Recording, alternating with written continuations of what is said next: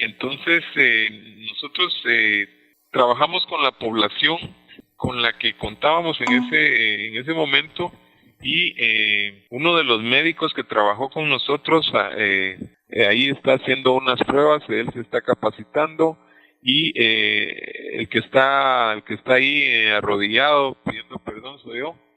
Nosotros estábamos haciendo las pruebas de actividad física. Lo que evaluamos fue en capital humano cómo estaba su condición física y su capacidad física. Eran sujetos que ya habían terminado su fase de formación escolar y hasta dónde habían llegado.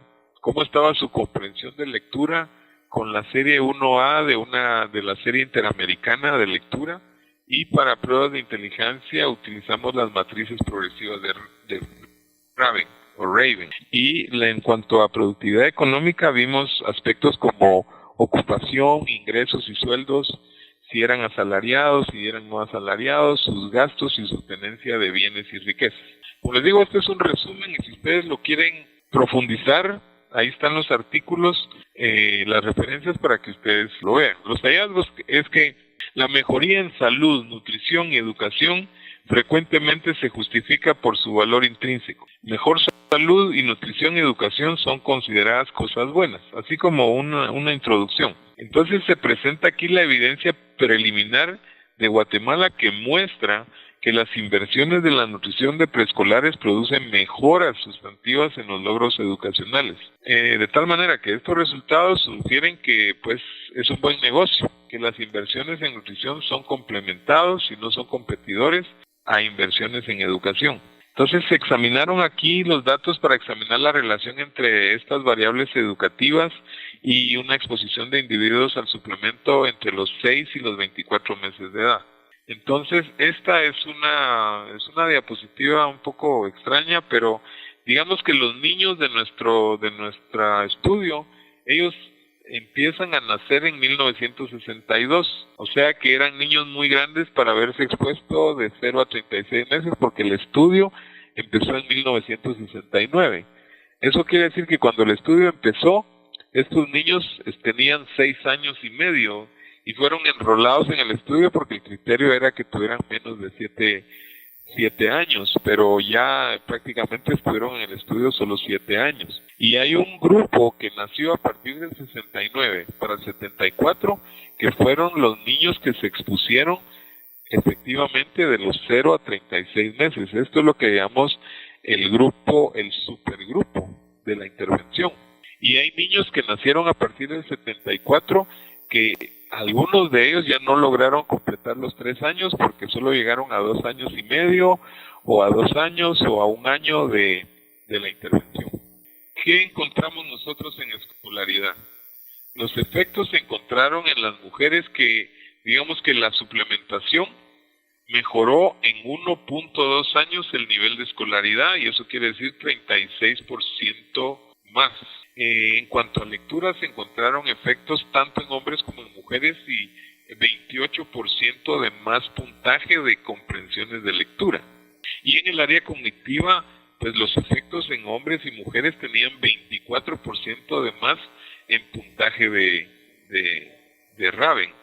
Las características es de que, digamos que en esta gráfica, lo que se trata de ilustrar y está, digamos, publicado en este artículo con el doctor John Hoynock de IFPRI, donde se habla sobre la productividad económica. Entonces, en estos niños suplementados se vio que ellos tenían un mayor ingreso económico. Eso quiere decir aproximadamente, para no entrar en muchas cifras, aproximadamente ellos ganaban $800 al año más que las personas no suplementadas o de baja participación en el programa. O sea que $800 en nuestros países anualmente para las familias sí representa un ingreso mucho mayor. Entonces, hay efectos en educación, hay efectos en las pruebas cognitivas, hay efectos en la estatura. En esta población hay personas que lograron terminar una carrera universitaria, su productividad económica pues obviamente que mejoró.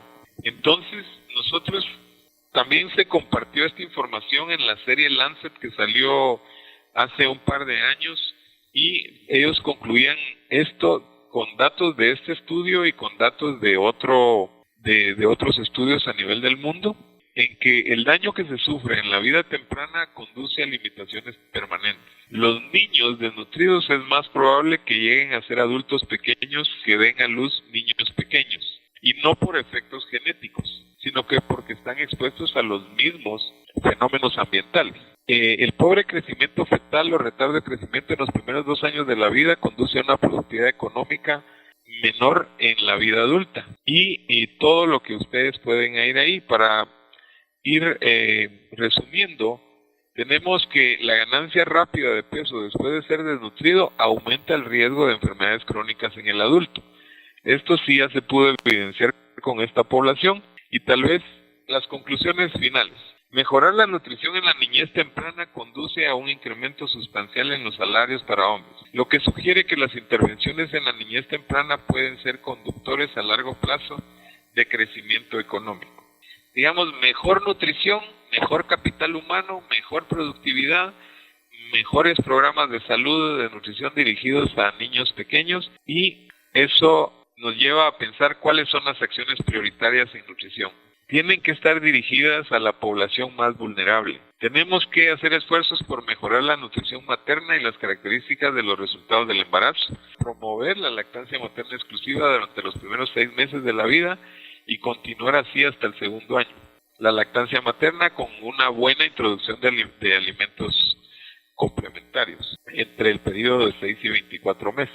Les doy las gracias por su atención. Muchísimas gracias. A continuación vamos a invitar a través del Vía Illuminate a la conferencia Nutrición, Desarrollo y Capital Humano al doctor Manuel Peña, director de la Alianza Panamericana, es representante de la Organización Panamericana de la Salud en el Perú, el cual ha dedicado 6 años de su vida abogando por la salud pública nacional y que en esta ocasión nos acompaña también Vía Illuminate desde Panamá. Aló, muy buenos días para todos. La presentación que me han pedido tiene que ver con el tema de las evidencias científicas y políticas públicas en nutrición y desarrollo. El problema es que se escogió en gran medida por los países, que ya hay un equipo de más de 8 o 10 países que están evaluando el tema de la desnutrición de sus diversas formas, ya sea la baja talla, que es un indicador que refleja en gran medida los desequilibrios en muchos determinantes. Pero una característica fundamental que tiene el indicador baja talla es que los promedios nacionales, y todos ustedes saben muy bien esto, no reflejan la realidad, digamos, político, social y económica del país. Este caso de Perú, y esto ya partiendo de las estadísticas de INEI y ENDES 2009, se ve que si bien es cierto el promedio basado en los patrones o los estándares de la OMS era de poco, no llegaba a 25, de baja talla, menor de 2 desviaciones estándar, vemos como en el caso de Huancavelica, Ayacucho y Cajamarca la proporción era mucho mayor. Sin embargo, Tacna, Moquegua y lo que es Lima y Ica generalmente tenían también expresiones mucho más bajas de este indicador, lo que refleja que hay una distribución muy asociada a los fenómenos socioeconómicos y tiene mucho que ver. La próxima.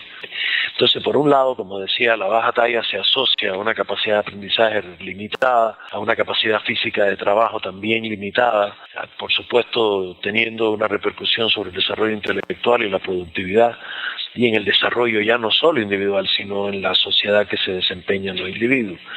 Pero también está asociado a un mayor riesgo de muerte evitable y prematura. Se sabe que la mortalidad por enfermedades infecciosas es mucho mayor en niños desnutridos, las enfermedades crónicas no transmisibles, que es un tema fascinante porque se ha visto que justamente los niños que han tenido, niños o fetos, porque esto viene desde etapas incluso antes de nacer, una desnutrición muy temprana, muchas veces son los que más probabilidad tienen de sufrir diabetes, hipertensión y enfermedades cardiovasculares en el adulto.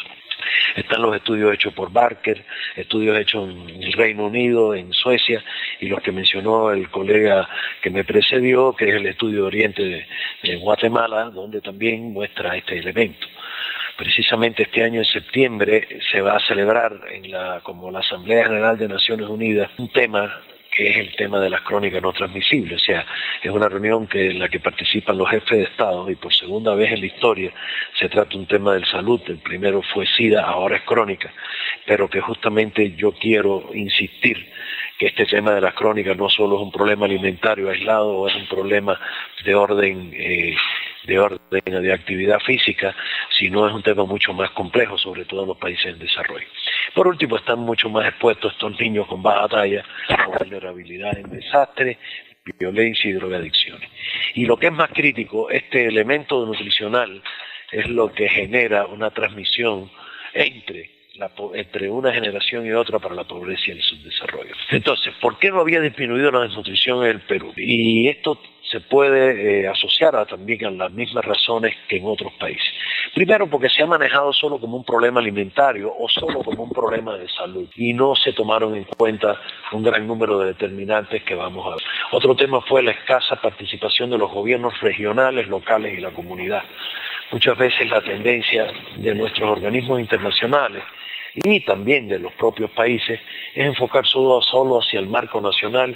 Y por último, la cooperación técnica multilateral y bilateral desarticulada y poco eficaz, que es uno de los problemas críticos que nosotros también queremos destacar. Primero, revisamos gran parte de la literatura mundial, y en este caso es un estudio de Smith y Haddad que se realizaron en el IFPRI, recopilando información durante 25 años de cuáles eran la contribución de varias determinantes para reducir la baja talla infantil. La alimentación y nutrición y el tema salud per se no estaban como en el primer lugar de los factores que ayudaban a la reducción, sino era justamente el tema de la educación de la mujer. Ven ahí que tienen prácticamente un 43% de variable explicativa. Y esto lo destaco porque justamente hay que respetar toda una serie de factores asociados al género, pero sobre todo el componente educativo, que es crucial y trascendental, y ya veremos que no solo es alfabetizar, es cultivar la educación. Toda la población, pero sobre todo en la mujer, tiene un papel aún mucho más crítico por ser la encargada en gran medida de la atención integral de la familia, la próxima. Y aquí muestro un estudio que fue publicado hace ya unos años por la OPS, en la que compara no solo el tema de saber leer o escribir, o sea, el hecho de proceso de alfabetización, sino los diversos niveles en instrucción que pueden tener las madres y cómo se asocia a la proporción de desnutrición crónica. Aquí tenemos 6 países. En el caso de Perú vemos cómo la mayor proporción de desnutridos se veía en madres que no tenían ninguna educación o instrucción formal. Y vemos la diferencia que hay entre primaria, que es en el caso de este marrón, y la celeste.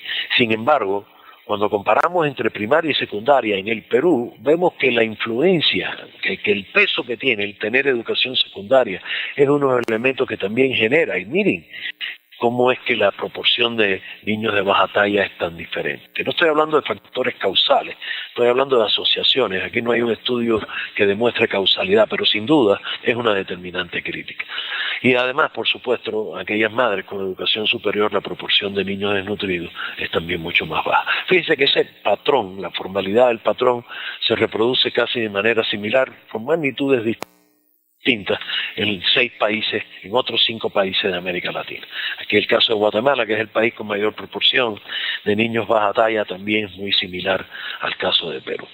Esto destaca el hecho de que el tema de la instrucción en la madre es uno de los temas muy asociado fuertemente al tema de la nutrición de sus hijos. La próxima. Este también es un estudio que el doctor Jorge Bacallao, y un equipo en Bolivia analizó sobre los diversos factores determinantes o explicativos de la desnutrición crónica, o sea, de la baja talla, identificando como severa, moderada y leve. Y esto aquí hicieron un análisis sobre todo dependiendo del idioma materno. Vean que las madres que son exclusivamente quechua parlantes, la proporción de desnutrición severa es de 13, 20 de moderada y 28 leve. En las aymara parlantes era de 11, 3, 25, 6, 34. Y si la comparamos con aquellas que conocían el español, vemos cómo la diferencia en la proporción de desnutridos era realmente impresionante. Esto no significa que sea justamente el no saber español la causa del tema, obviamente.